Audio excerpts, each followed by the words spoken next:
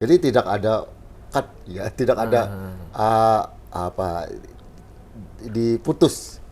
Bagaimana pemerintah daerah akan mengimplementasikan visi dan misi, program kerja, program 100 hari dari bupati terpilih.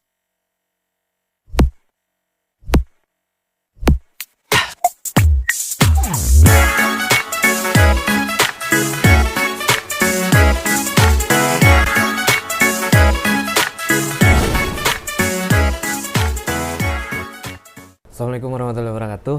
Nah, kita hari ini kembali lagi ke kantor Bupati Tapin, dan kita hari ini bersama PLH Bupati Tapin, Bapak Supiansah.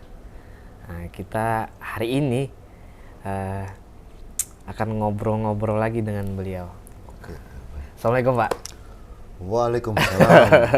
Semuanya salam sehat, salam sejahtera ya untuk semua. Kami datang lagi hari ini, Pak.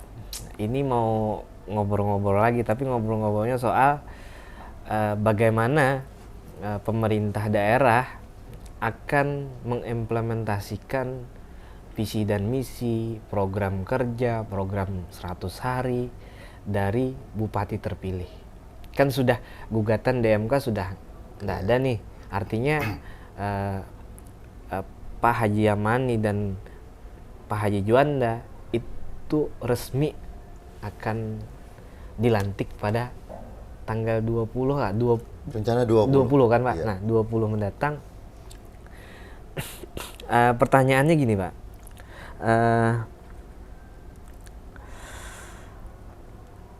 Apa program pemerintah yang sudah berjalan ini akan semerta-merta dihapuskan dan digantikan dengan program baru miliknya pasangan Haji Yamani dan Haji Juanda? Iya. Terima kasih atas pertanyaannya yang luar biasa ya. Ada. Ya, pemerintah yang baik ya adalah pemerintah yang mampu melaksanakan pembangunan secara berkelanjutan, tahap bertahap. Ya. Tapi juga kita harus akui bahwa setiap era pemerintahan dia punya visi dan misi tersendiri. Ya. Nah, visi dan misi tersendiri juga ya harus dilaksanakan karena itu merupakan janji ya, janji politik dari bupati, wakil bupati atau wali kota atau gubernur, juga termasuk presiden ya, yang harus segera dan harus dilaksanakan. Nah, program-program khusus untuk Kabupaten Tapin ya, program-program pemerintah Kabupaten Tapin, khususnya program dari visi dan misi bupati dan wakil bupati terpilih Haji Yamani dan Haji Juanda di periode 2025-2029 ya, pada dasarnya selaras ya, masih terkait dengan program-program pemerintah atau bupati sebelumnya ya.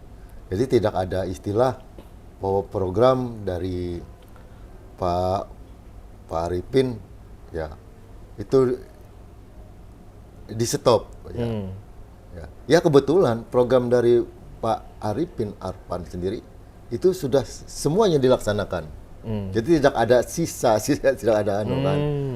Ya tidak ada. Jadi semua sudah dilaksanakan, dan rancangan-rancangan ya kedepannya dari beliau itu juga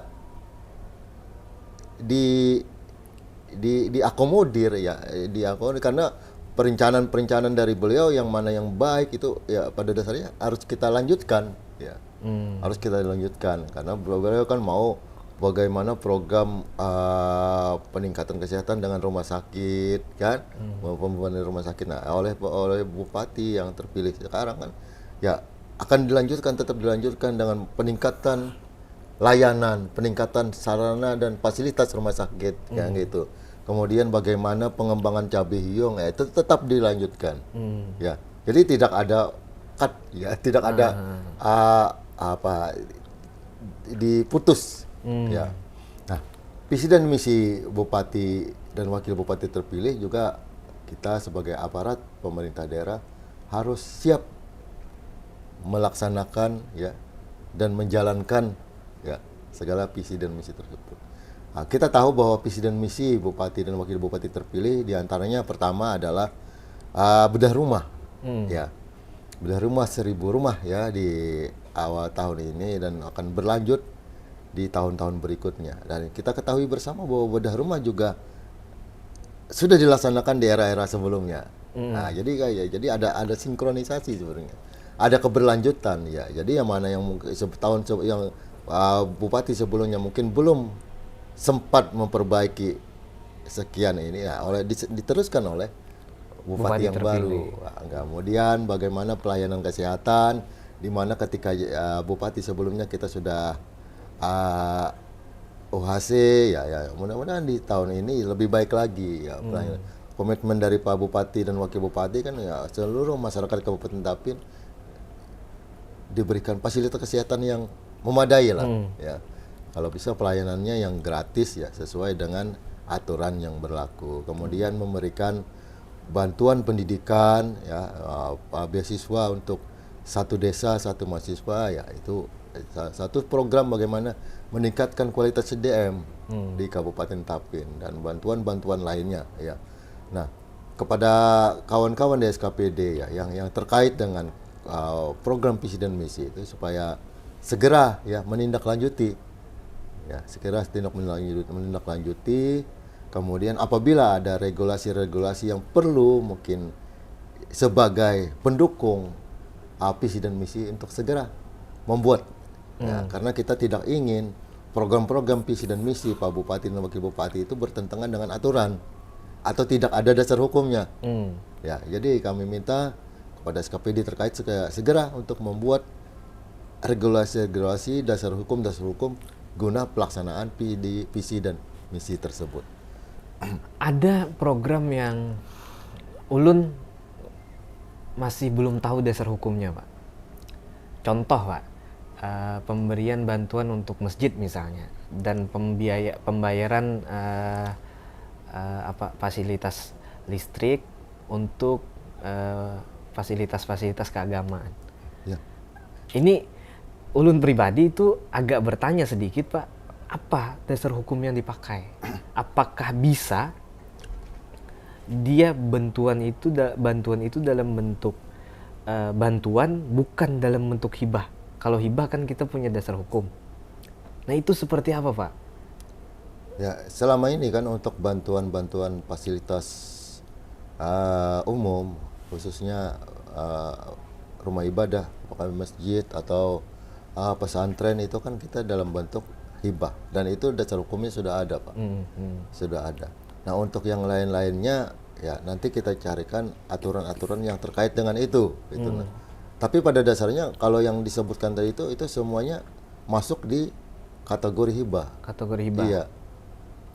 Masuk di kategori hibah. Nah, sama dengan program kemarin program dari satu desa satu beasiswa kan. Nah, ini peraturan pemerintah memang kita dibolehkan ya dalam bentuk hibah ya. Kemudian kemarin juga ada permasalahan bahwa ranah untuk perguruan tinggi itu bukan ranah pemerintah daerah atau kabupaten kota. Ternyata ada aturan yang membolehkan bahwa pemerintah daerah bisa memberikan ya hibah atau apa itu di luar kewenangannya sepanjang sesuai dengan kebutuhan dan aturan. Itu ada aturannya. Ada aturan tersendiri. Ada aturan. Jadi ya itu memang jadi pertanyaan ulun, Pak. Soalnya kan beberapa kali ulun ikut kampanye, ulun juga baca program kerja bupati terpilih. Nah, yang akhirnya ulun jadi pertanyaan dalam diri ulun, apakah bisa ini diterjemahkan oleh pemerintah daerah?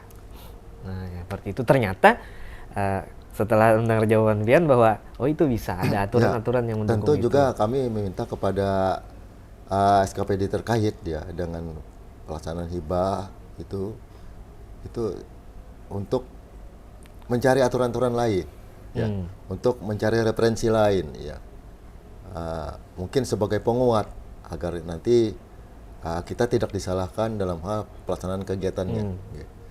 Nah, itu jadi misalnya untuk Ibanu kami minta kepala bagian Kesra, dinas sosial, kepala bagian hukum dan lain-lain untuk kembali mencari acuan atau dasar-dasar dari kegiatan tersebut. Gitu. Nah, yang sementara memang dasar yang ada kita memang di aturan tentang hibah. Ya kan? Dan itu sudah terbuka bahwa nah kemudian saya minta cari aturan lain supaya lebih menguatkan lagi. Ya. Dan itu ada, Pak, dan bisa. Bisa. Untuk yang misalnya untuk yang beasiswa kami minta kemarin ke kepala bagian hukum untuk kembali mengkaji aturan bahwa pemerintah daerah bisa memberikan hibah ya di luar kewenangannya. Kewenangan dalam artian pemerintah daerah berwenang dalam hal pelaksanaan pendidikan dasar dan menengah pertama. Ya. Nah, di luar itu pemerintah daerah sebenarnya bisa. Nah, itu ada aturannya, ada aturannya, Pak. Okay. Kalau masjid bisa juga, Pak. Bisa. Itu dalam bentuk hibah kan? Ya, kalau masjid kan dalam artian rumah ibadah. Tapi kalau hibah kan dia memerlukan badan hukum dan sebagainya, Pak. Makanya kan kami minta misalnya dulu memang diwajibkan. Dulu. Harus ada, cuma kan ada protes-protes dari ya tidak mungkin yang untuk yang perkumpulan yang kecil-kecil bikin badan hukum ya perlu biaya kan, sedang mereka kan memerlukan cuma nggak banyak lah gitu.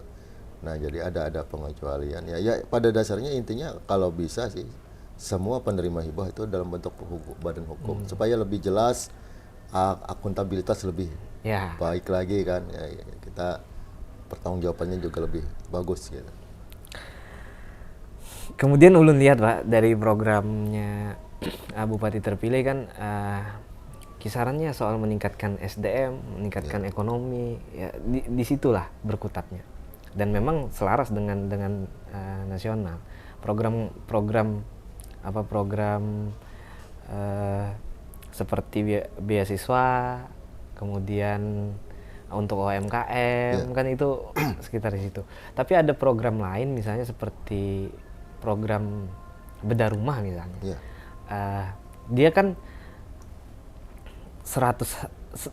dimasukkan bahwa 100 hari kerja akan dilakukan dan akan selesai. Nah, melihat kondisi ya kembali lagi kita ke pembicaraan yang kemarin, Pak, bahwa ada instruksi penghematan dari Presiden, apakah memungkinkan untuk dilakukan, Pak? Jadi begini, kita harus mensikapi dulu instruksi Presiden tersebut bahwa sebenarnya tidak semua anggaran itu dipangkas. Nah, memang untuk Kabupaten Tapin khususnya daerah-daerah yang mengandalkan dana bagi hasil ya dampaknya cukup lumayan ya, karena yang kita harap dari APBD itu kan dari dana bagi hasil ya. Nah, tentu berdampaknya loh. Tapi mungkin kita akan lihat dulu skala prioritas pembangunan. Ya, kita memang mengutamakan prioritas pembangunan di Kabupaten Tapin adalah yang sesuai dengan prioritas Presiden dan juga prioritas Bupati dan Wakil Bupati. Jadi itu merupakan suatu prioritas utama, Pak. Jadi insya Allah apa yang menjadi visi dan misi Bupati dan Wakil Bupati terpilih itu bisa kita laksanakan sesuai dengan harapan. Nah, program 100 hari dalam artian di sini kembali kami klarifikasi bukan 100 hari selesai, Pak. Bahwa dalam 100 hari kita sudah kerjakan itu 1000 rumah itu. Mungkin pengerjaannya ya perlu waktu sampai berapa bulan kan, mungkin sampai ya lebih dari 100 hari lah. Karena 1000 buah rumah bukan pekerjaan yang sedikit kan. Ya memerlukan tenaga kerja yang banyak ya. Nah, tentu dengan keterbatasan tenaga khususnya tukang kan. Ya mungkin bertahap lah ya, mungkin ya yang jelas dalam 100 hari kerja sudah kita laksanakan start untuk perbaikan 1000 rumah itu aja. Tapi yang jelas di tahun ini juga 1000 rumah itu selesai. Oh, iya. Karena mungkin tahun depan akan kita adakan lagi program-program itu. Tergantung nanti kebijakan Pak Bupati. Ya harapannya ya di akhir masa jabatan beliau tidak ada lagi rumah-rumah penduduk yang dianggap kurang layak. Kecuali tanda kutip mungkin rumah-rumah yang mungkin selama ini dianggap liar, karena kita dari segi aturan tidak boleh melaksanakan bagian dari program bedah rumah. Ada beberapa rumah yang mungkin di bantaran sungai yang ya tidak ada, ya dianggap liar lah. Nah itu yang mungkin jadi perlu pemikiran bersama, nanti mungkin kita ada duduk bersama dengan semua pihak bagaimana mengantisipasi tersebut. Karena selama itu masih ada, ya otomatis ketika ada lembaga lain survei tentang kemiskinan misalnya, ya itu masih bagian dari yang dihitung. Jadi beban Jadi ya, kabupaten sedang lah. kita tidak bisa berbuat apa-apa karena aturan kita tidak boleh melaksanakan bedah rumah di atas tanah yang negara misalnya, itu kan rumah-rumah liar di bantaran sungai kan tidak ada izinnya. Kita lihat mungkin di sepanjang jalur misalnya daerah antara Rantau ke Margasari kan ada beberapa rumah yang di bantaran sungai yang mungkin sudah sangat tidak layak, tapi ya kita mau diapakan lagi kan.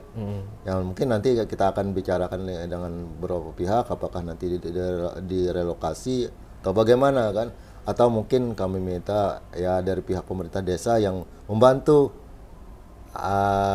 melaksanakan perbaikan itu kan ya. Karena ya itu tadi terbentuk dengan aturan Pak. Yang mudah-mudahan ke depannya itu bisa kita atasi dan ditapin, ya tidak ada lagi rumah-rumah yang dianggap kurang layak lah. Itu kan penjaga gawangnya kan Bian Pak. Soalnya kayak gini, kalau biasanya si calon bupati ini dia kan bikin program kerja lalu kampanye. Nah kesulitan dan tantangannya ini ketika kita ingin itulah kan saya bilang tadi tantangan nanti mungkin kita segera akan koordinasi dengan berbagai pihak bagaimana mengatasi itu.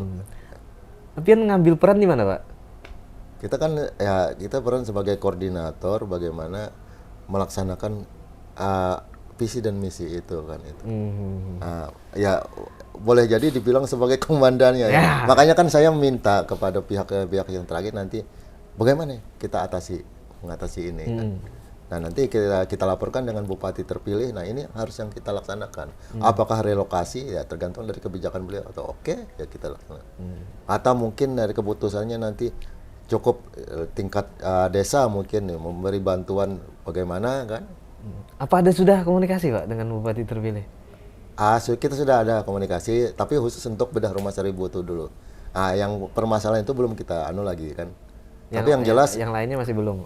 Yang 1000 rumah ini sudah ada, objeknya sudah ada, ya kan. Kita ada beberapa ribu sebenarnya. Nah, yang di luar yang itu belum kita memasukkan di agenda. Tapi kita secepatnya sebenarnya karena itu bagian dari kan di pinggir jalan jelas-jelas nih, ya kan. Ketika kita sudah gembor-gembor, kita adakan bedah rumah, tapi yang nyata di pinggir jalan nggak bisa. Nah, masyarakat jadi bertanya kan, kenapa ini masih ada kan? Nah, padahal kan di situ ada aturan yang kita tidak bisa kerjakan karena itu berdiri di atas tanah negara, bangunan itu liar mungkin apa. Tapi Pak, dia kan kita punya berapa sekitar 129 desa. Iya. Nah ini apakah itu barang dibagi rata atau sesuai yang diajukan desa atau kayak gimana? Itu nanti teknis yang melaksanakan, mungkin di harapannya sih di daerah ya di jalan utama dulu. Di jalan-jalan di pinggir jalan utama karena itu yang menyolok kan kelihatan ya. Nah mungkin ya karena ini jujur Pak, mungkin kedepannya semuanya akan kita laksanakan ya bertahap lah kan. Makanya tadi saya sampaikan bahwa mudah-mudahan 5 tahun ke depan setelah berakhir jabatan Pak Bupati yang ada ini 2029 tapi tidak ada lagi rumah yang tidak layak ini.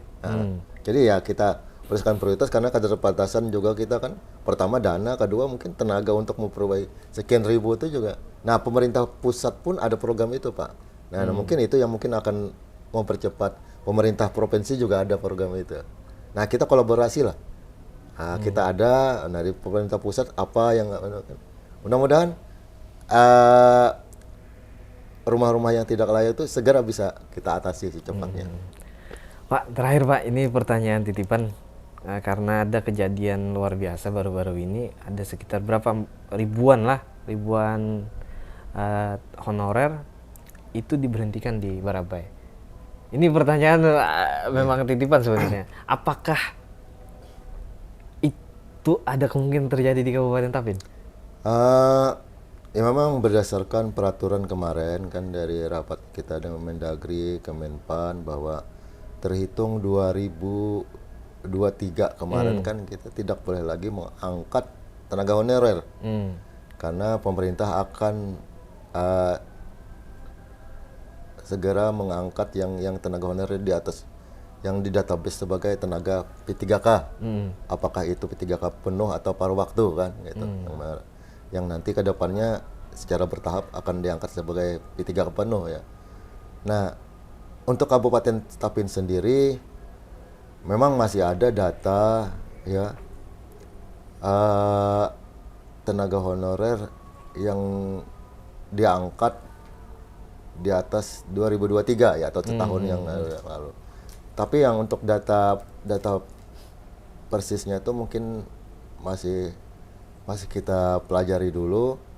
Namun sampai yang jelas sampai sekarang belum ada ya niatan kita untuk memberhentikan ya, belum ada ya. Ya mudah-mudahan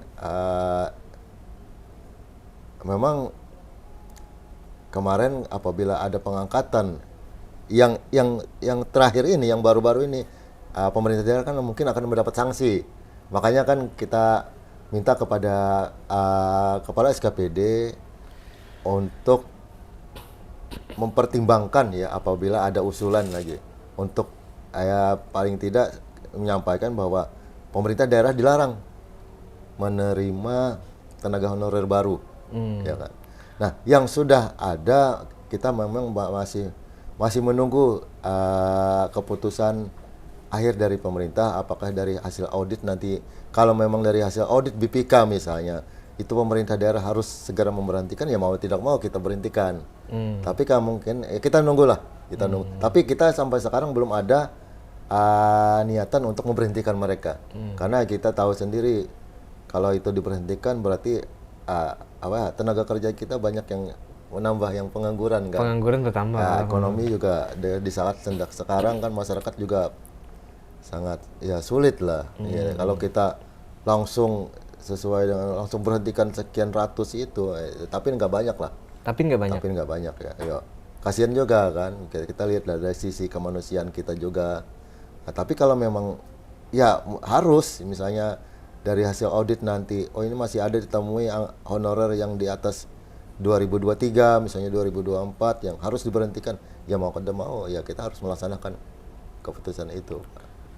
Nah, berat sebenarnya, tapi ya kita mudah-mudahan ada solusi yang terbaik ya.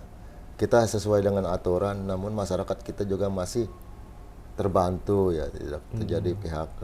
Ya. Sebenarnya mau tanya banyak Pak soal itu, termasuk karena kebiasaan kita lah.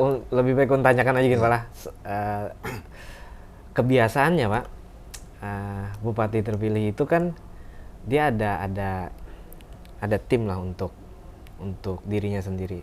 Nah biasanya dimasukkanlah ke tenaga kontrak. Nah ini berarti tidak memungkinkan lagi. Aturan memang kita tidak boleh lagi itu. Apalagi yang baru-baru yang 2023 kemarin pun kita masih ya kan ini kan masih ya nasibnya masih belum ditentukan. Apalagi misalnya mau memasukkan yang baru. Memasukkan yang baru kita makanya kita nunggu hasil putusan lebih lanjut dari, kalau di aturan sih jelas memang tidak boleh lagi mengangkat. Tidak boleh lagi mengangkat. Tapi yang sudah terangkat itu yang mungkin perlu kita tunggu dulu aturan selanjutnya kan. Nah, kita tidak ingin juga nanti kalau memang hasil keputusan dari misalnya BPK mengaudit masih ada ini tidak sesuai dengan aturan harus diberhentikan, ya mau yang tidak mau Pak. Kita harus ya jalan yang paling pahit lah berhentikan. Tapi mudah-mudahan Mudah-mudahan yang terbaik lah. Bukan itu Ya. keputusannya. Ya. Tapi paling tidak kita coba mengantisipasi, kami minta kepada SKPD supaya jangan lagi menerima tenaga honorer karena secara aturan kita tidak diperbolehkan lagi. Oke Pak, mungkin karena waktunya waktu kita agak sedikit mepet.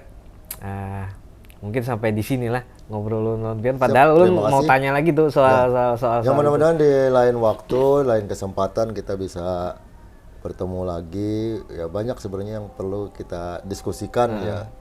Bagaimana Tapin ke depannya, bagaimana pengembangan SDM di Tapin. Reformasi birokrasi belum lagi Pak. Birokrasi, bagaimana kita merespon ya program-program pemerintah pusat khususnya di ketahanan pangan yang sejalan dengan program kita juga ya, pengembangan pertanian, pendidikan, bagaimana kita stunting, kemiskinan yang sebenarnya harus kita perhatikan lebih baik lagi kan gitu. Kita menerjemahkan program dari pusat lalu kita terjemahkan ke kabupaten. Ya kalau hitung-hitung kalau 20 podcast saja mungkin kita siap. Aduh, kita yang kada siap Pak.